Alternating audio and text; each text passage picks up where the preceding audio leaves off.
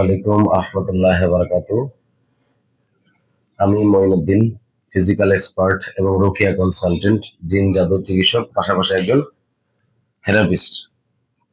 তো আপনাদেরকে আপনাদের বাচ্চাদের বিষয়ে এবং পরিবারে বিভিন্ন ধরনের পারিবারিক অশান্তি, মানসিক, শারীরিক এবং আর্থিকভাবে ক্ষতিগ্রস্ত সমস্যা যারা হচ্ছে নিয়মিত ভুগতেছেন, তাদের উদ্দেশ্যে একটা কথা বলতেছি।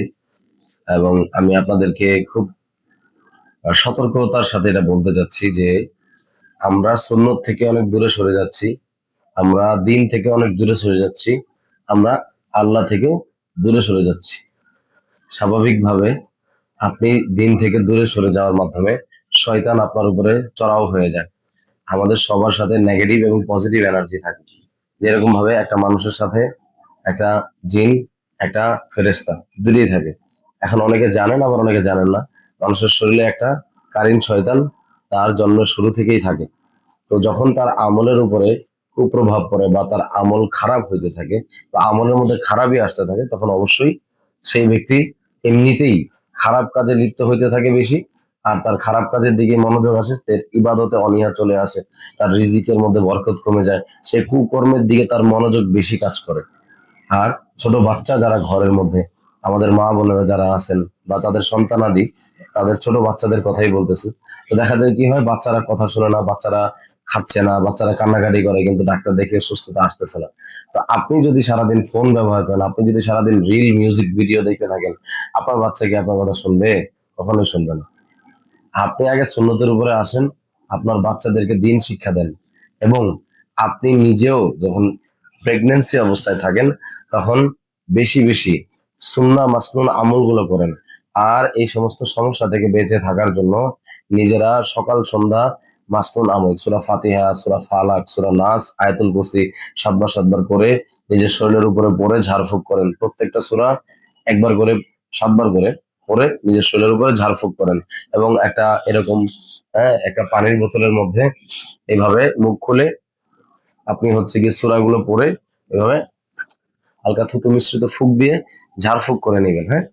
আর পাশাপাশি হচ্ছে আপনাদের যাদের হচ্ছে দীর্ঘদিনের মাথা ব্যথা, দীর্ঘদিনের হচ্ছে শারীরিক অসুস্থতা যাচ্ছে না, হ্যাঁ, বা হচ্ছে বাচ্চার সমস্যা থেকে কোনোভাবে বের হতে পারছেন না, বাচ্চা দেরিতে কথা বলতেছে, অথবা বাচ্চা তীব্র বাজে আচরণ করতেছে বা অস্বাভাবিক আচরণ করতেছে, এখান থেকে বের হয়ে আসতে পারতেছেন না, তাহলে অবশ্যই সরাসরি রুকিয়া করার জন্য যোগাযোগ করবেন ইনশাল্লাহ।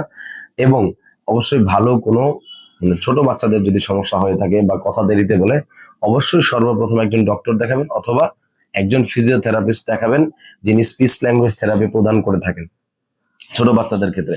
আর আপনাদের সমস্যার জন্য আগে ডক্টর দেখাবেন।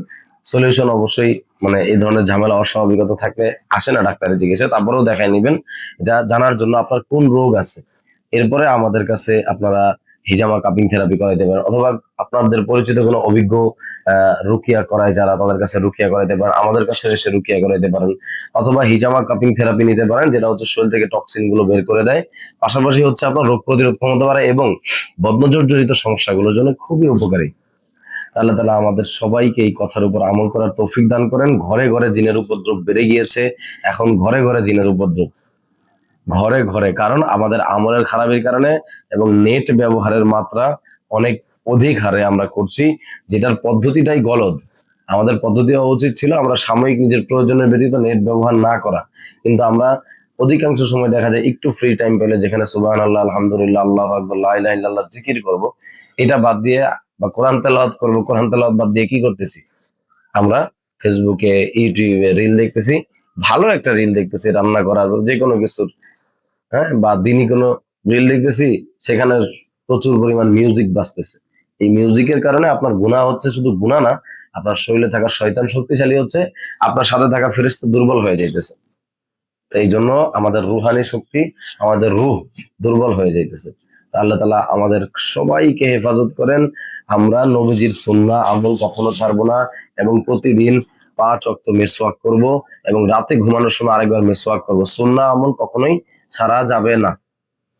আল্লাহ আমাদের সবাইকে এই আমলের উপর, আমাকে এবং আপনাদের সকলকে, হ্যাঁ, এই কথাগুলোর উপর আমল করে চলার তৌফিক দান করেন।